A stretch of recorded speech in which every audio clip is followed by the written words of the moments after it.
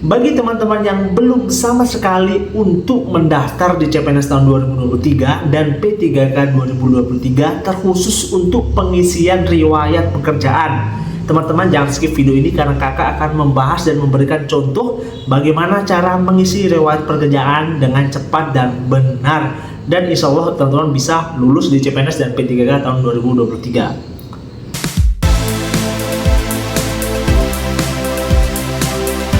Masih bingung ngerjain tugas mendadak?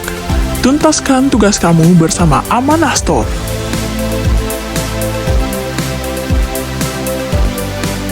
Assalamualaikum warahmatullahi wabarakatuh. Kembali lagi di akun YouTube Guru Online. Nah, pada kesempatan yang berbeda ini kita akan membahas bagaimana cara mengisi riwayat pekerjaan bagi teman-teman yang akan melamar di CPNS P3K, CPNS 2023 dan P3K tahun 2023 ya. Jadi ini banyak sekali komentar ya di video-video kakak sebelumnya yang request bagaimana cara membuat riwayat pekerjaan secara cepat ya. Karena kan banyak teman-teman yang tidak bisa menggunakan kosakata dengan bagus dan sebagainya. Jadi kakak akan mencontohkan bagaimana cara membuat riwayat pekerjaan dengan cepat menggunakan ChatGPT ya. Jadi ChatGPT itu aplikasi atau web atau software ya. Software yang sekarang lagi hebat-hebatnya yang menggunakan AI ya, teknologi AI ya. Nah, sebelumnya kakak minta maaf ya karena baru membuat video ini karena kakak masih sementara di lapangan ya. Ini kakak sempatkan untuk membuat video karena terlalu banyak berkomentar yang membahas mengenai bagaimana pengisian riwayat ya. Jadi kemana-mana kan kakak upload video-video yang sama ya, karena kan kakak belum ada waktu untuk membuat video tersebut. Jadi kakak sempatkan di hari ini karena terlalu banyak teman-teman yang bertanya di kolom komentar dan kakak udah bisa jawab semuanya lah. Karena kan dari pagi sampai sore kakak ambil data di lapangan dan tidak pernah ada waktu kosong lah untuk buat video gitu ya. Kan biasanya kakak buat video kan di kampus, tapi sekarang kakak di lapangan, di tempatnya di Kolaka, jadi kakak nggak sempat untuk buat video ya di pagi sampai sore. Jadi kakak buatlah spesial di malam ini, kakak buat video untuk teman-teman yang masih belum tahu cara pengisian riwayat secara baik dan benar ya. Oke ya, langsung kita masuk ke videonya. Oke, jadi kan kemarin kita sudah bahas ya bagaimana cara pengisian, tapi masih belum secara mendetail. Jadi kakak mau menjelaskan ke teman-teman secara mendetail ya. Jadi misalnya ini kan deskripsi pekerjaan ini gunanya untuk si instansi ini ya, misalnya instansi A ini mau lihat pelamar atau sebagai saya ya, saya misalnya mau pelamar di CPNS nih atau di P3K. Jadi instansi A ini mau melihat potensi saya. Pernahkah saya bekerja di instansi yang lain, entah di unit BUMN atau dari sebagainya? Pernahkah saya sudah menjadi kontrak atau sudah pernah misalnya memegang proyek ya, atau proyek ya, mungkin begitu. Jadi instansi ini mau memilih yang benar-benar jago di bidangnya atau di jabatan tersebut. Jadi ketika teman-teman tidak mengisi riwayat pekerjaan ini, teman-teman adalah satu langkah mundur ya dari pesaing-pesaing lain yang mengisi, karena ini penting ya, karena instansi itu butuh setidaknya mengenai identitas teman-teman, mengenai pengalaman kerjanya teman-teman juga. Jadi teman-teman wajib ini isi ya. Untuk bagi teman-teman yang mau lulus ya, isi aja ini. Nah, cara isinya nanti tonton ya video dari awal sampai selesai ya, karena kakak akan jelaskan bagaimana cara cepatnya ya. Oke, jadi pertama teman-teman isi aja di sini deskripsi pekerjaan, nama pekerjaannya. Misalnya ya, kalau ini kan kakak sebagai misalnya ya, misalnya geologis ya misalnya ya. Nih, geologis misalnya ya. Geologis. Oh sorry, geologis unit kerja, misalnya unit kerjanya di unit eksplorasi ya, eksplorasi misalnya ya. Nah ini deskripsi pengalaman kerjanya teman-teman. Nah mendeskripsi pengalaman kerja kan kalau bagi teman-teman pasti ada agak susah ya, apalagi yang teman-teman yang susah menyusun kosakata kan agak susah. Jadi kakak sarankan daripada teman-teman susah, teman-teman menggunakan yang namanya software ChatGPT ya. Nanti kakak akan contohnya ya, kakak akan membandingkan bagaimana cara temannya menggunakan ChatGPT atau menggunakan secara manual, lebih rapi mana gitu ya. Misalnya ya, kita di sini deskripsi pengalaman kerja paling utama itu adalah teman-teman deskripsikan pekerjaannya teman-teman, pekerjaan ya, pekerjaan.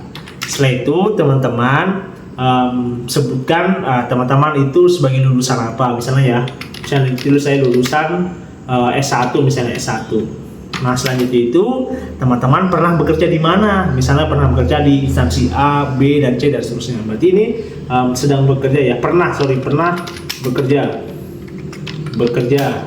sorry terlalu besar ya, pernah bekerja instansi A misalnya ya.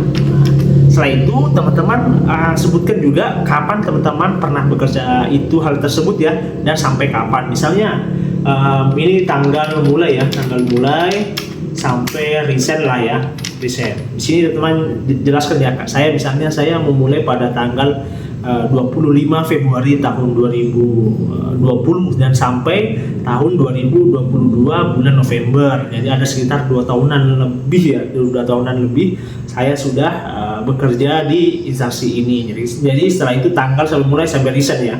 Nah, setelah itu pengalaman project. Kenapa di sini wajib pengalaman project? Karena pertama ya, instansi itu pertama mau mengetahui sepaham apa teman-teman mengenai pekerjaannya teman-temannya ini ya.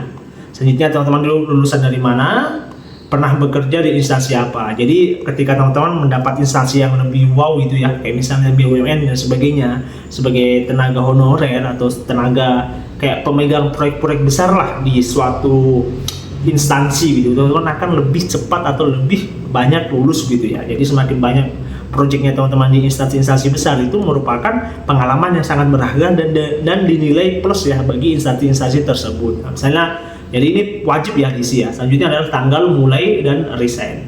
Ini supaya kenapa pihak instansi yang mau kita lamar itu tahu kita itu sudah berpengalaman gitu. Kita sudah berpengalaman misalnya selama 5 tahun misalnya kita sudah kerja di bidang geologis gitu ya, sudah 5 tahun. Jadi instansi ini itu sudah ngerti, oh ternyata ini si orang ini atau saya ya, misalnya saya itu sudah jago dalam bidang geologi selama 5 tahun di instansi ini. Jadi wajib diisi ya tanggal mulai sama resignnya.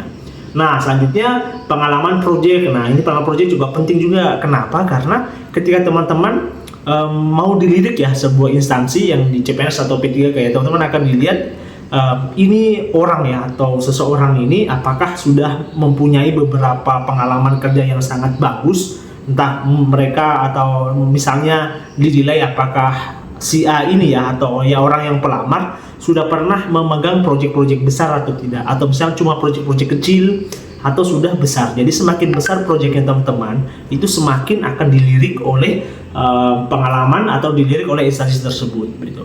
Jadi kalau misalnya teman-teman dari sekarang masih belum punya pengalaman proyek dan sebagainya, teman-teman ambil aja.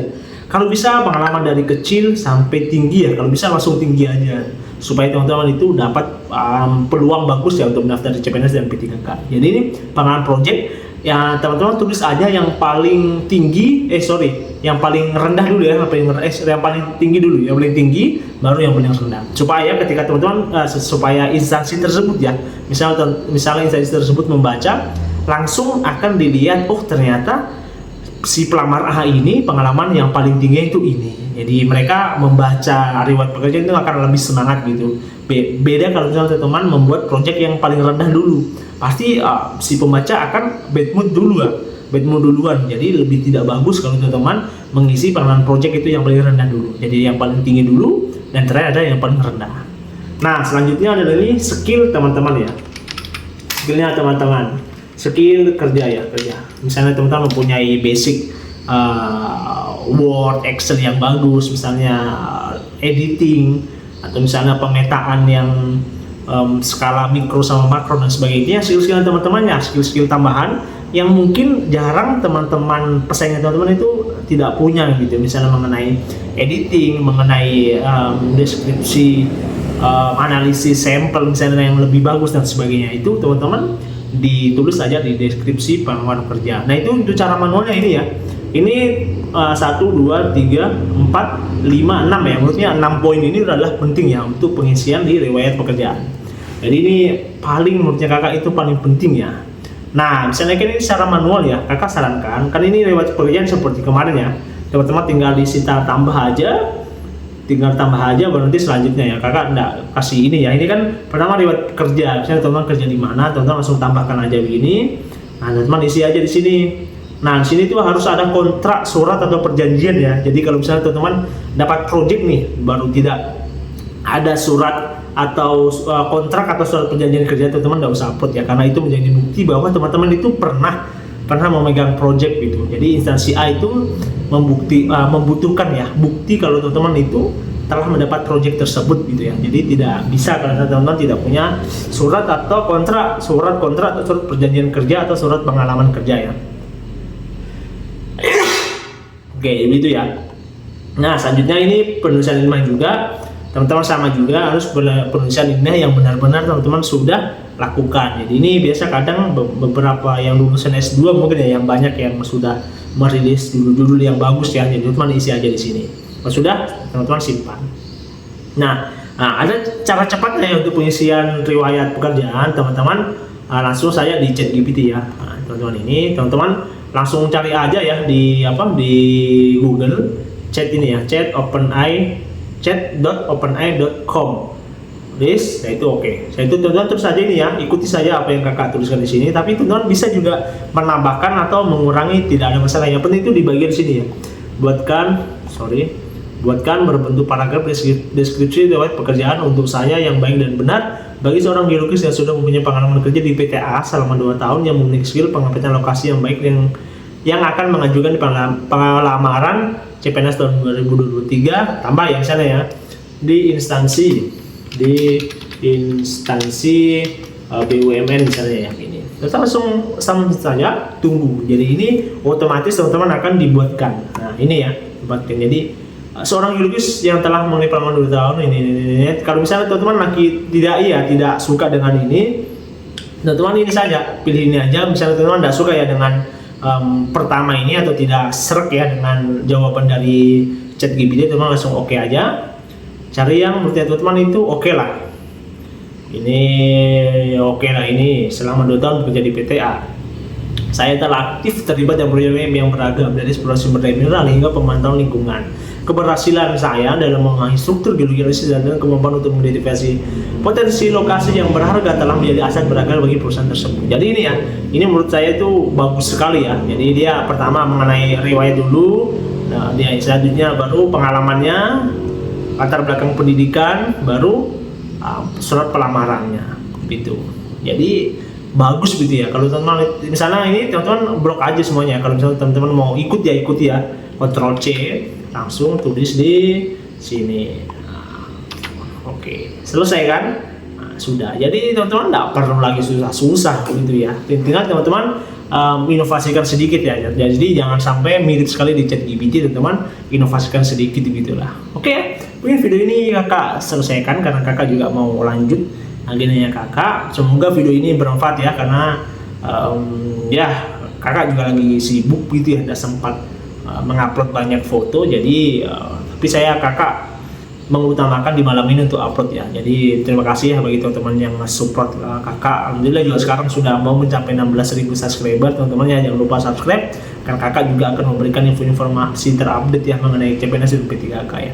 Oke, mungkin sekian video dari kakak, kurang dan lebihnya maafkan. Sekian, assalamualaikum warahmatullahi wabarakatuh.